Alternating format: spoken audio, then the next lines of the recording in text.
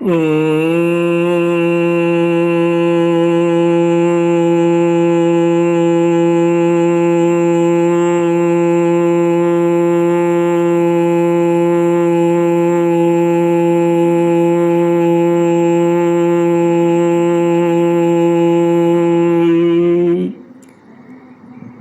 गुरुचरण कमलेभ्यो नमः।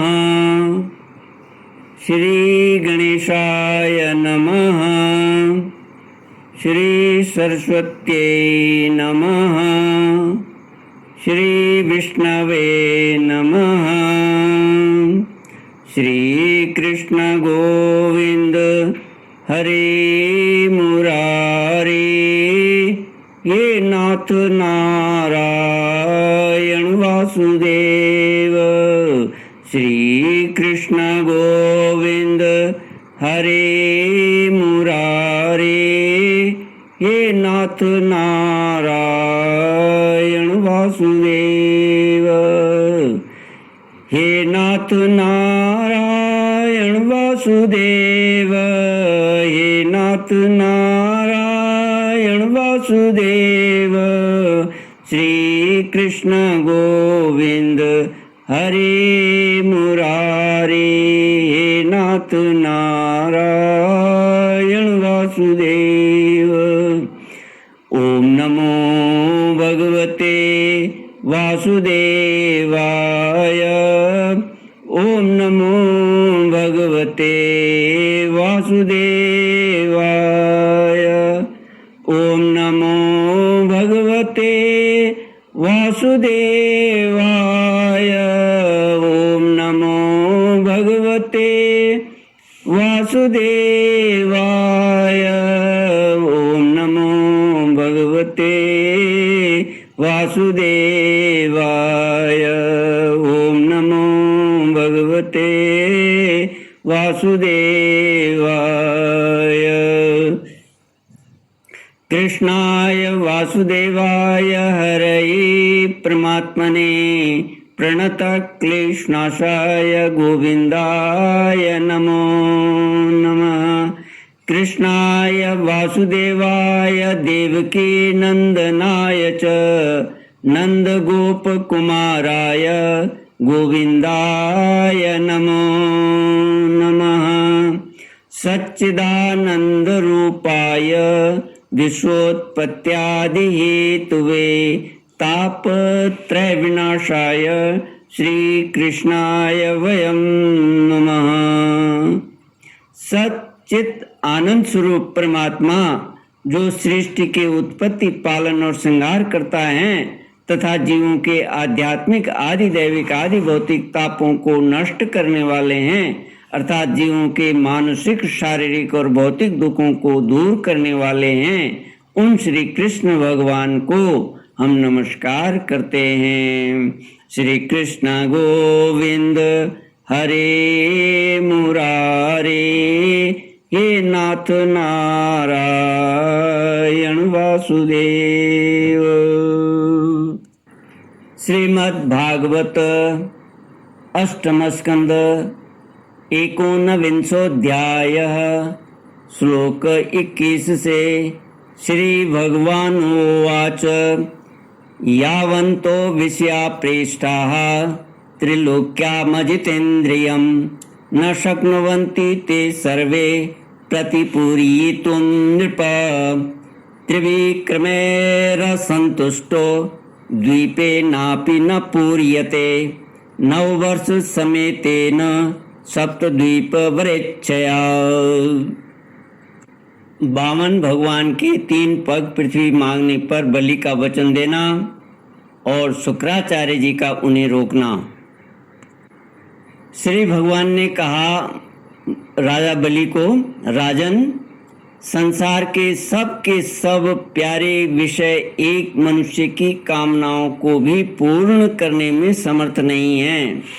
यदि वह अपनी इंद्रियों को बस में कर रखने वाला संतोषी न हो, जो 3 पग भूमि से संतोष नहीं कर लेता, उसे 9 वर्षों से युक्त एक द्वीप भी दे दिया जाए तो भी वह संतुष्ट नहीं हो सकता, क्योंकि उसके मन में सातों द्वीप पाने की इच्छा बनी ही रहेगी। मैंने सुना है कि पृथु, गय आदि नरेश सातों द्वीपों के अधिपत्य थे, परंतु उतने धन और भोग की सामग्रियों के मिलने पर भी वे तृष्णा का पार न पा सके। जो कुछ प्रारब्ध से मिल जाए उसी से संतुष्ट हो रहने वाला पुरुष अपना जीवन सुख से व्यतीत करता है, परंतु अपनी इंद्रियों को बस में न रखने वाला तीनों लोकों का राज्य पाने पर भी दुखी ही रहता है, क्योंकि उसके हृदय में असंतोष की आग धधकती रहती है। धन और भोगों से संतोष न होना ही जीव के जन्म मृत्यु के चक्कर में गिरने का कारण है, तथा जो कुछ प्राप्त हो जाए उसी में संतोष कर लेना मुक्ति का कारण है। जो ब्राह्मण स्वयं प्राप्त वस्तु से ही संतुष्ट हो रहता है उसके तेज की वृद्धि होती है। उसके असंतोषी हो जाने पर उसका तेज वैसे ही शांत हो जाता है, जैसे जल से अग्नि। इसमें संदेह नहीं कि आप मुंह मांगी वस्तु देने वालों में शिरोमणि हैं, इसलिए मैं आपसे केवल 3 पग भूमि ही मांगता हूँ, इतने से ही मेरा काम बन जाएगा। धन उतना ही ग्रहण करना चाहिए, धन उतना ही संग्रह करना चाहिए जितने की आवश्यकता हो। श्री सुखदेव जी कहते हैं, भगवान के इस प्रकार कहने पर राजा बलि हंस पड़े। उन्होंने कहा, अच्छी बात है, जितनी तुम्हारी इच्छा हो उतनी ही ले लो। यूं कहकर वामन भगवान को 3 पग पृथ्वी का संकल्प करने के लिए उन्होंने जलपात्र उठाया। शुक्राचार्य जी सब कुछ जानते थे, उनसे भगवान की यह लीला भी छिपी नहीं थी। उन्होंने राजा बलि को पृथ्वी देने के लिए तैयार देकर उनसे कहा, श्री कृष्ण गोविंद हरे मुरारे, हे नाथ नारायण वासुदेव। शुक्राचार्य जी ने कहा, विरोचन कुमार, ये स्वयं अविनाशी भगवान विष्णु हैं। देवताओं का काम बनाने के लिए कश्यप की पत्नी अदिति के गर्भ से अवतीर्ण हुए हैं। तुमने यह अनर्थ न जानकर कि ये मेरा सब कुछ छीन लेंगे, इन्हें दान देने की प्रतिज्ञा कर ली है। यह तो दैत्यों पर बहुत बड़ा अन्याय होने जा रहा है, इसे मैं ठीक नहीं समझता। स्वयं भगवान ही अपनी योग माया से यह ब्रह्मचारी बनकर बैठे हुए हैं। ये तुम्हारा राज्य, ऐश्वर्य, लक्ष्मी, तेज और विश्वविख्यात कीर्ति सब कुछ तुमसे छीनकर इंद्र को दे देंगे। ये विश्वरूप हैं। 3 पग में तो ये सारे लोगों को नाप लेंगे। मूर्ख, जब तुम अपना सर्वस्व ही विष्णु को दे डालोगे तो तुम्हारा जीवन निर्वाह कैसे होगा। ये विश्वव्यापक भगवान एक पग में पृथ्वी, दूसरे पग में स्वर्ग को नाप लेंगे। इनके विशाल शरीर से आकाश भर जाएगा, तब इनका तीसरा पग कहाँ जाएगा, तुम उसे पूरा न कर सकोगे। ऐसी दशा में मैं समझता हूँ कि प्रतिज्ञा करके पूरा न कर पाने के कारण तुम्हें नरक में ही जाना पड़ेगा, क्योंकि तुम अपनी की हुई प्रतिज्ञा को पूर्ण करने में सर्वथा असमर्थ होगे। विद्वान पुरुष उस दान की प्रशंसा नहीं करते जिसके बाद जीवन निर्वाह के लिए कुछ बचे ही नहीं।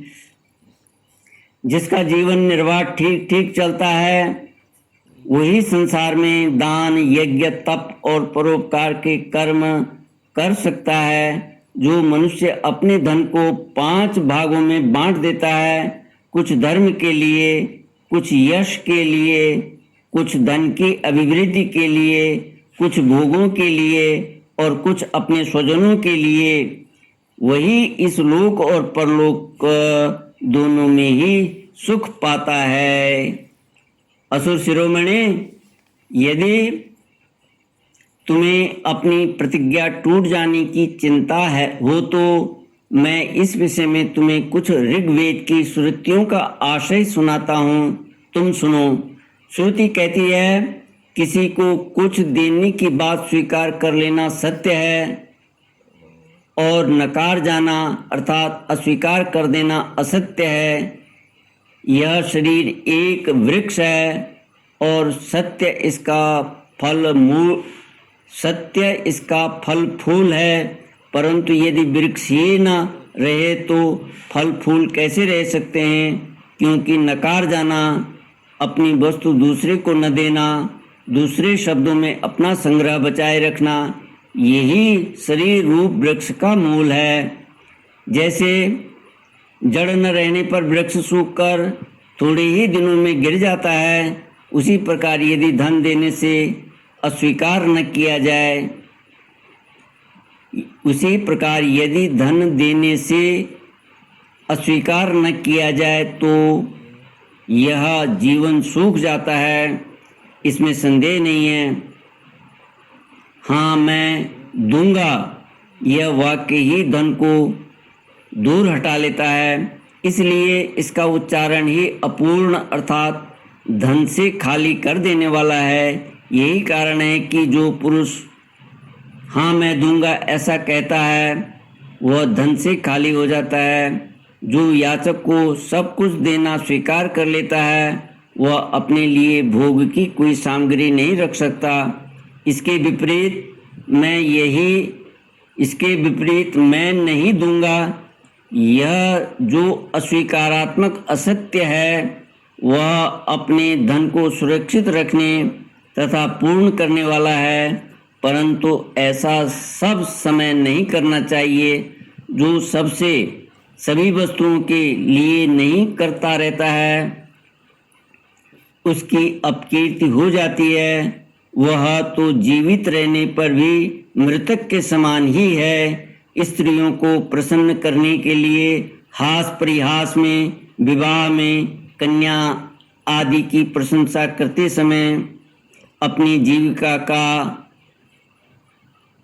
जीविका की रक्षा के लिए प्राण संकट उपस्थित होने पर गौ और ब्राह्मण के हित के लिए तथा किसी को मृत्यु से बचाने के लिए असत्य भाषण भी उतना निंदनीय नहीं है।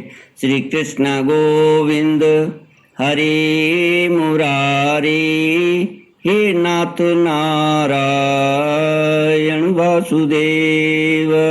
इति श्रीमद्भागवते महापुराणे पारमहंस्यां संहितायां अष्टमस्कन्धे वामन प्रादुर्भावे एकोनविंशोऽध्याय।